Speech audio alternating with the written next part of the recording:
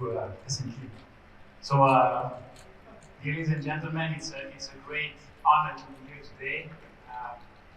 I would like to extend my gratitude to the organizers for the kind invitation and also for the outstanding organization of this event.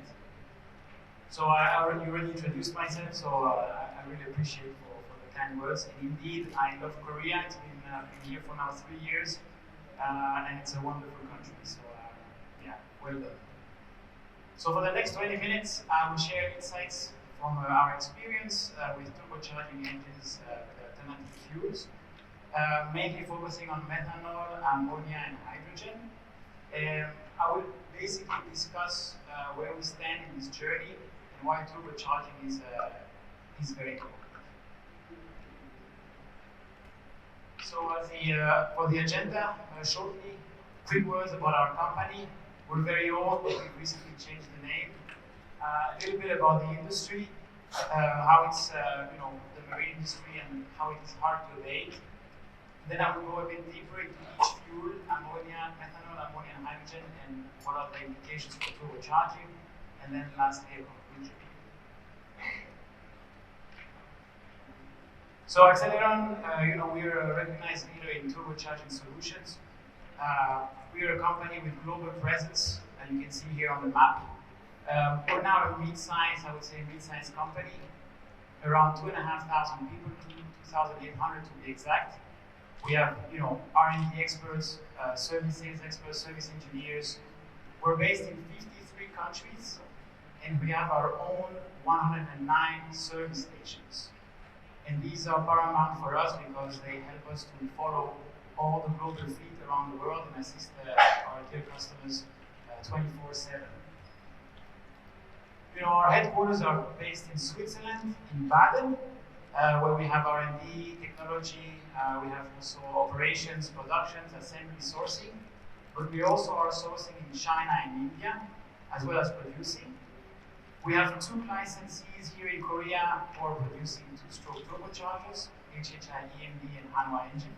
And we also recently signed a production agreement with Hyundai Marine Engines for 4-stroke turbochargers.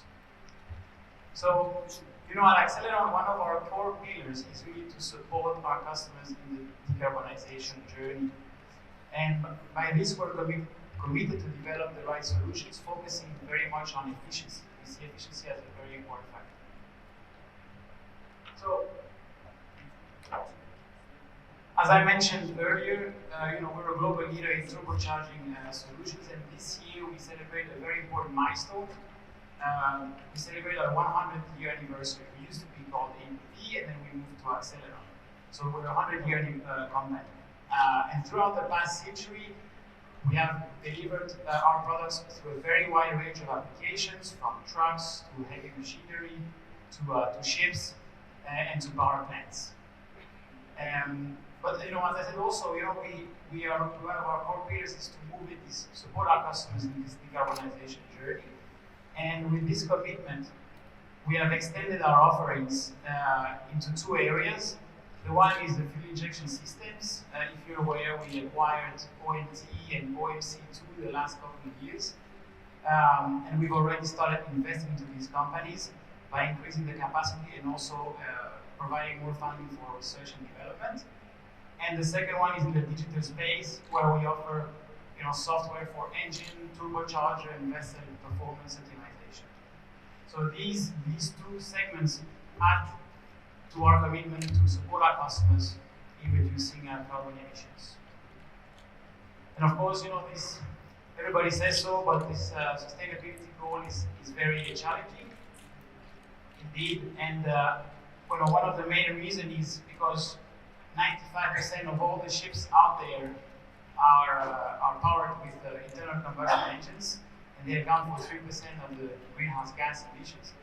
And for our industry to meet the IMO goal of becoming net zero by 2050, these engines will have to run on alternative fuels, on green fuels such as green ammonia or methanol, and LNG also will play a key transition role. So as a turbocharger maker, what we do and why we play a pivotal role, on the top right of this slide.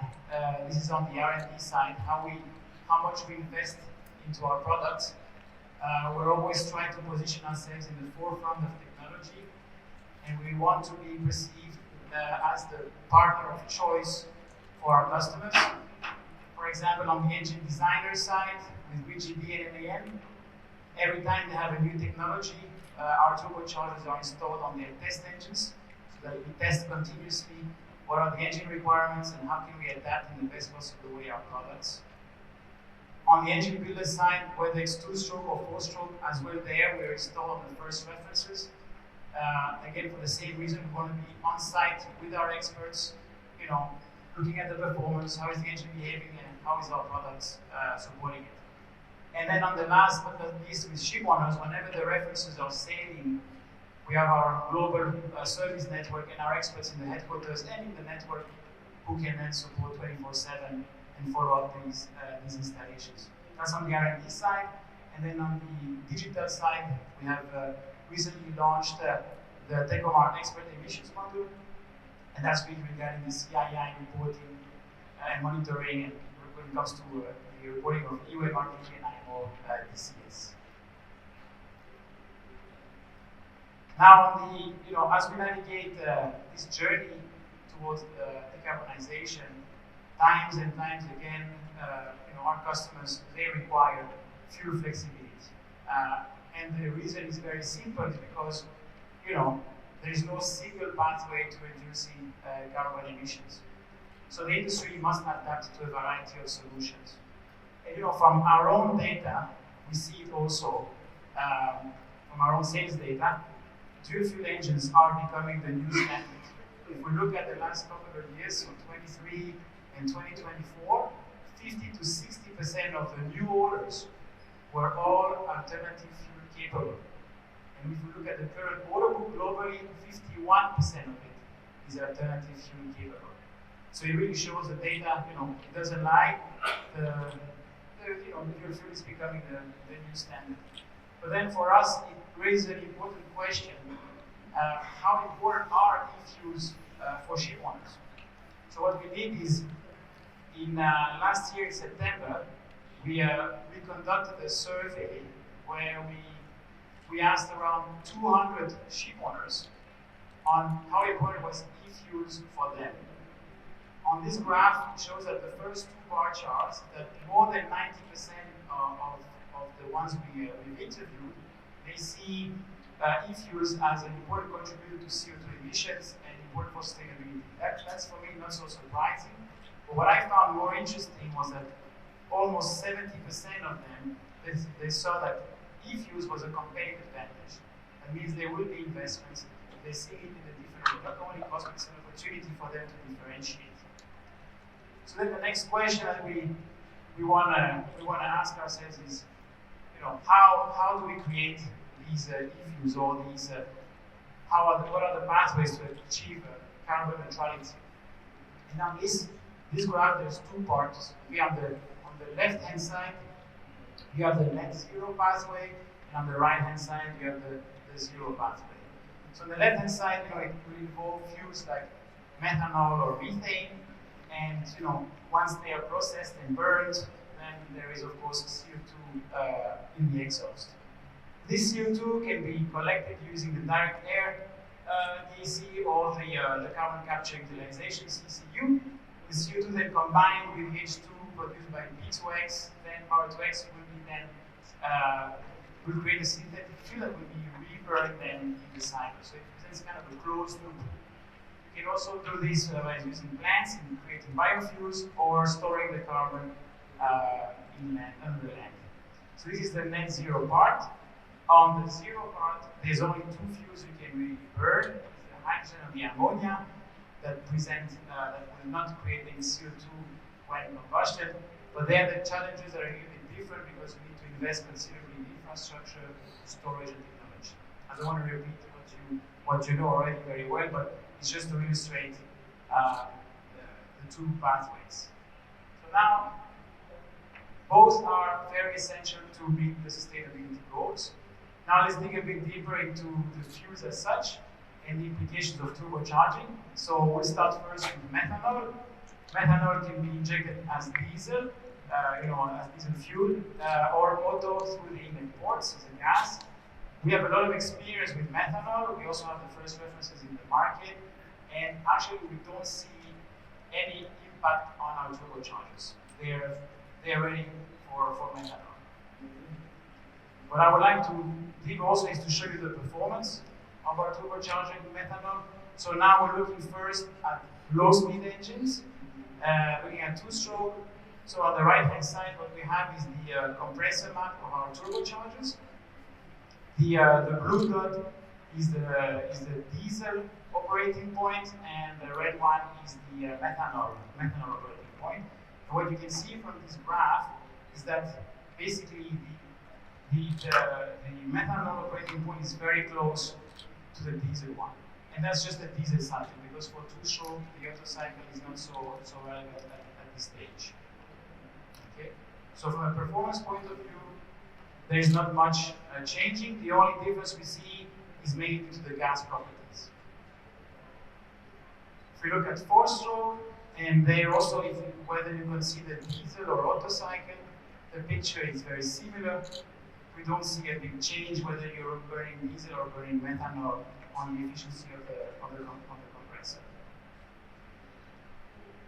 So our turbochargers can cover both. Now, if we move to the next fuel, which is the ammonia, there the story is a little bit different. If we start first with the diesel mode, where the ammonia is injected in liquid form, what we see here is that is the risk of ammonia in contact with certain materials, as it's quite aggressive, especially with copper. So, components on our side, such as bearings, will need to be monitored carefully over time. So this is an area of, let's say, of research, of further evaluation that we need to continue on the diesel cycle. If we look at the Otto cycle, where the ammonia is injected as gas, there the challenge is a little bit different, because you have ammonia slip or the formation of nitrous oxide, the laughing gas. To mitigate this, then you need to optimize your performance. But similar picture as for the methanol. Here is again low-speed engines and focusing on diesel cycle, because Otto cycle is not very relevant at the moment. The turbocharger requirements, they're very close to the diesel engine as well. And again, the different position is mainly due to the gas properties. And for the four-stroke engines, similar situation. So performance-wise, there's no major difference. So in brief, we understand the matching requirements, we understand the performance related to these fuels, but one thing that we need to further evaluate is the materials. And that's what we did. We started to did some compatibility tests where we picked up material probes, and we've exposed them to gas compositions, pressures, and temperatures to try to simulate as close as possible to the real conditions. We put them for 30 days to see the impact, and we haven't noticed any uniform corrosion on the surfaces of these probes, and we also did not see any critical corrosion rate. Having said that, however, we need to further do research on this area, because our products are not supposed to last only 30 days. They're supposed to last for a long time, and to be durable and reliable. That's where we are spending more research at the moment. Then last but not least, when it comes to the hydrogen, that's, I would say, maybe the cleanest of all. Whether you look at diesel or Otto, we don't see any impact on the turbocharger. There is a picture here on the right-hand side. You cannot see the details of what's writing, but it's in Italy, we have a coke plant that is running 60% hydrogen. It's 9 engines and 20 turbochargers, and they have been running for accumulated, I would say, 1.6 million running hours. And when you look at the components, they look actually really, really good. And if we look at the performance, when it comes to diesel cycle, there our turbochargers are ready, but when we look at the Otto cycle, we require high charge air pressures. And that's something, again, that we're investing more in research. Hydrogen at the moment is more of a niche application, but nevertheless, we need to have the solution ready. Just a small joke, on the right-hand side, you see the field test, the pictures of our turbocharger for the medium-speed engine. 70,000 running hours. The part looks almost like new. So for our customers, ship owners, this is great news. But for us, where we're very much focused on service, this is not so good because then we can have a sense of warehouse, right? So that's something which, anyways, you have to live with. Little schematic here, very simplified, but why is turbocharger important? We said in the beginning, we said efficiency. We invest considerably in always enhancing efficiency. When efficiency goes up, a turbocharger is not only to improve the performance of the engine, but it has to do with also reducing CO2 emissions, and in the end of the day, it is reducing fuel consumption, and therefore the cost for the end user. As a rule of thumb, if you look at turbocharging for low speed, 1% turbocharging efficiency is 0.3 grams per kilowatt hour. On 4-stroke, is 0.4 grams per kilowatt hour. So these numbers look small, but if you accumulate them over time and you expand them over the fleet, it can considerably support our customers also financially. So it helps us economically when we enhance the efficiency of the turbochargers. To summarize our readiness, as I said before, methanol is fully released, R&D is completed. We have a lot of experience in the field, more than 300 units installations running successfully. The ammonia part is partly released, and we're still doing R&D on the material side as well. But there we have around 10 installations running in the field. And with hydrogen as well, partly released, and R&D is still proceeding, especially on the Otto cycle. And there we have more than 20 units in the field. That's just to show you that as a company, this is our commitment to being ready for future fuels. So the solutions are either already released or partly released, and we want to be ready for the uptake of alternative fuels. As a conclusion from our side, and as a wrap-up, internal combustion engines are here to stay. This is the prime mover for the marine transport, and their role will continue to evolve in our industry. Dual fuel are becoming the standard, and the reason is because our customers need fuel flexibility, and for ACE we are ready to provide the right solutions during this transition phase. Finally, efficiency is very key to scaling up those fuels. And as a company at Accelleron, we're very proud to be partnering and working hand in hand with the engine designers and engine builders, so that we can play our small part in this decarbonization journey and making our industry more sustainable. So for this, I would like to thank you and pass it to Mr. Kim for questions. Thank you very much. 혹시 질문 있으십니까? 초과액에서 15g까지도 정말 디큐라트다. 여기 향상이 가능해서 볼 수가 있습니다. 그리고 대표적으로 저희가 상사들한테 저희가 추천드리는 방법이 터보차저의 배치입니다. 그리고 이제 노선과 엔진 출력 처리가 저쪽 부분에서 목소리가 너무 없습니다. I recognized the voice, but I couldn't see. Yeah, okay. And okay, I have a question about this one, and also just before you mentioned about the certain turbocharging features between the diesel oil and also ammonia fuel, and also efficiency is almost identical between them. The before turbine temperature is okay. Yes, and also due to this, and you put together certain those kind of turbocharging bed. And also it was coming from the verified engine or tested engine. The graphs there, these are I have to check, but I believe it's test engines. But I have to check this one. And then also, and we are now worrying about the certain corrosion issues.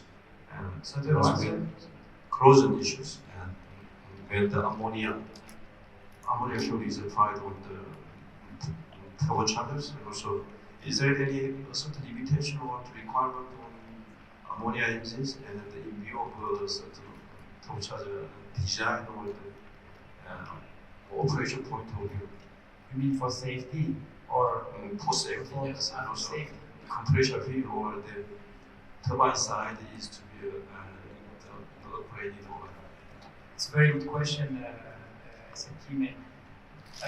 I have an answer, but I don't think it's going to be satisfying because what we're working on with glass as huge societies, to name one ABS, for example, working with them to try to set up the standard also for safety on turbocharger and what are the implications around it when maintaining the engines or operating the engines. What we don't want to create is a sense of fear that ammonia is so toxic and dangerous. We want to provide the right knowledge and tools to our service engineers so that they feel comfortable and well equipped to maintain our equipment on board these vessels. So for this, we are working together now with ABS, and we will try to set up some standard as well in that way. Yeah, I'm not sure if it's really answering your question, but it's work in progress because the first engines are to be delivered quite soon. I think it's second half of this year. With Hyundai, and so yeah, we need to be ready when these vessels start to sail. 오케이. 예.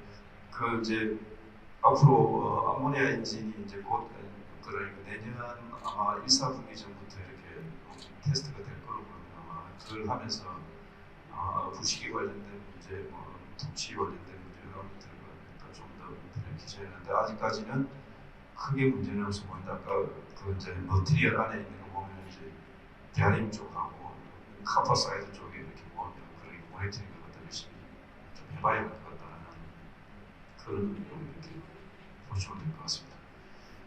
다른 질문 없으시면 그 다음 세션으로 넘어가도록 하겠습니다. 예, 수고해 주신 Thank you very much. Thank you.